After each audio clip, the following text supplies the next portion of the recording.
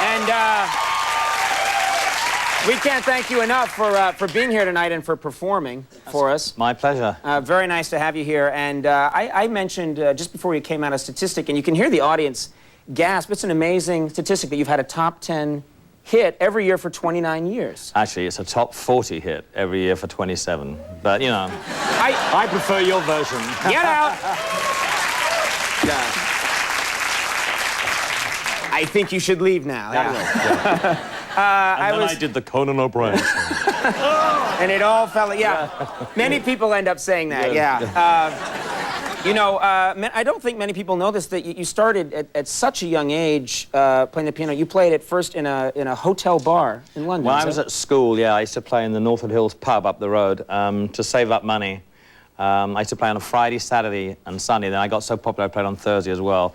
And I saved up money to buy an amplifier and an electric piano because I was in a band as well. What did they pay you back then? It was £1 a night. And all the money, my stepfather used to take my box round, and people used to give in donations. And, you know, I got quite a lot of money. You know, I just bought my first equipment with it, and it was great fun. And things have picked up a little since then, too. Yeah. It's £2 a night now. And, we tried to get you more. You know, whenever I talk to someone who is so well known as you, it's a challenge to find things that I don't think people have heard before. Yeah. Among all your accomplishments, one of the ones that I found most impressive is you were the first white performer on Soul Train. Yeah.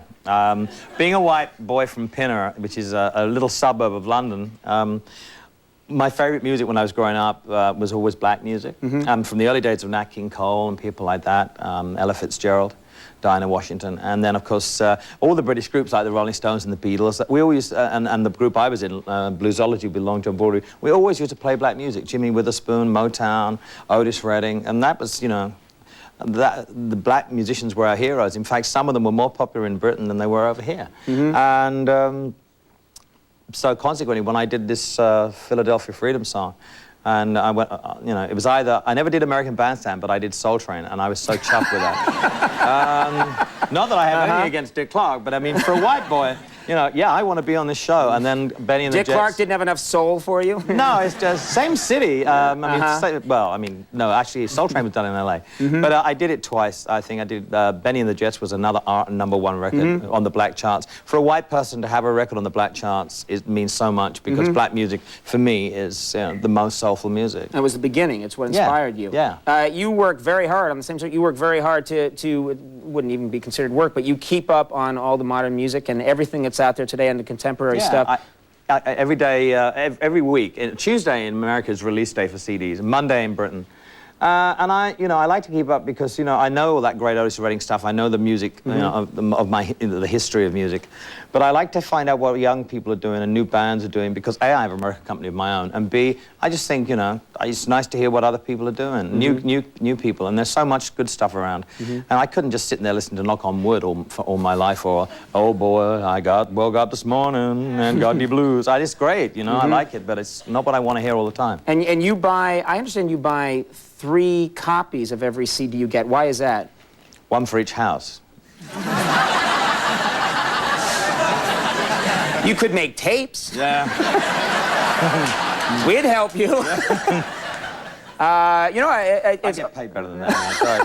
That's all right. But I do buy them. I don't go and get free ones from record companies. If a new artist has an album, I'll go and buy it. You know, it helps. Just cool. It supports them. Okay. Yeah, and 3 copies is a lot, you know. You're living part-time in Atlanta now. You're actually a big Atlanta Braves fan. I was here the week the New York Yankees won the World Series. It was extremely painful. You know, there was a lot of gloating on it, but I mean, if you're 2 down and you win 4 in a row, you deserve to win it, you know? And the best team obviously won it, but it was painful. If you support a team and you like them and you know them and you want them to win, but you know, they were 2 games up and they blew it and the Yankees won it, so full credit. But it was hard being in New York, I have to say. Oh, thank you. Well, it's, I don't think, you're a very big sports fan. You love sport. You're a huge soccer fan. Big soccer fan. I like most sports, you know. Synchronized swimming is not high on my list. But I'm not keen on horse racing and stuff like that. But I like any team sport. And I play tennis, and I like to, you know, it's the thing that relaxes me most. I usually can't sit still for 5 minutes, but if there's a good football game or a good hockey game or a good tennis match, I can watch golf. You know, I like that. And I admire sportsmen. They earn their money. Didn't you? You went back. One of the ways that you rewarded yourself after you became very successful is you went back and you bought the soccer team. I bought the soccer team that I supported when I was a kid, and we have 4 divisions of soccer in England. At that time, we were halfway through the 4th division, and to get promoted every year, you have to finish in the top 2. And in 5 years, we went from being halfway through down the 4th division to the 2nd in the 1st division. So it was 10 years of What very did you exciting. personally do to get the team that good? Were you in the locker room yelling at them, saying, let's go, let's go? Were you strategizing? I used to go in the locker room and hide my eyes. Oh, my God. I didn't know. You see, that's the thing. I hired a coach, Graham Taylor, who became national team coach. And the thing with most chairmen and most owners, they interfere. They don't know how, you know. I mean, they think they know. I just let my coach get on with it and, you know, stop interfering, you know. Half the problem with these owners and such is that they want to pick the team. And, you know, we'd all like to pick the team, but we actually don't know as much as these other guys do. So we had 10 great years. George Steinbrenner would disagree, actually. Yeah. I wasn't thinking of George Steinbrenner, really. It sort of started to sound that way. Yeah. Well, you know, one win in 15 years, George. Keep going. Yeah. We'll get a guard to walk you to your car. There's, I have to admit, also you're a great honor. You're on the Queen's honor list, which means I beg your pardon. Yes, I'm an honorary queen. Yeah.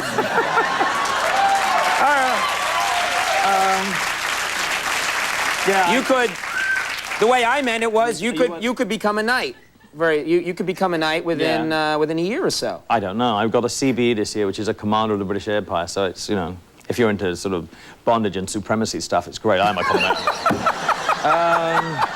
I don't think that's how they meant it. No, get out. Well, it was funny because I went up there and the poor queen, she has to stand up there and there's about 500 people. She has to knight and give all these medals to, and she has to talk to you for 20 seconds. And she said, because I've met her before, and she said, "Are you busy?"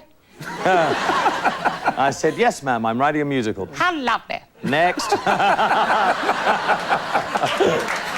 She's got one of those supermarket checker things. Sit there and watch everybody else get theirs, and for 2.5 hours just sitting there. But it was. I took my parents. It was a nice thing. It's nice to be recognized by your country, and it was a nice thing to do.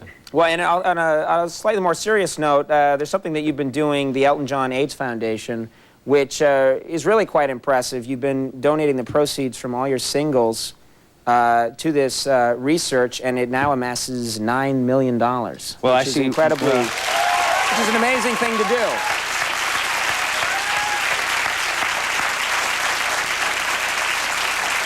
Well, we don't actually give it to research. We give it to education, direct care. But it's been together 4 years now, and it's going really well. We run a tight ship. You know, I was so fed up with doing things for other people that I could see that the money was being wasted. You know, people flying in, having hotel suites. I thought, I've run a football club or a soccer club. I know how to do this. I can do it better. So that's what I wanted to do. And Elizabeth Taylor was kind of like an inspiration for me. And I thought, if she can do it, I can do it. So let's go and someone from the music industry have a go too. Well, that's a terrific thing. No. And I just want to mention... Not my boil.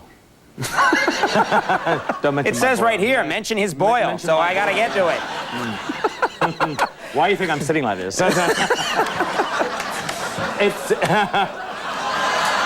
I know what it was. It was that thermometer you gave me back then.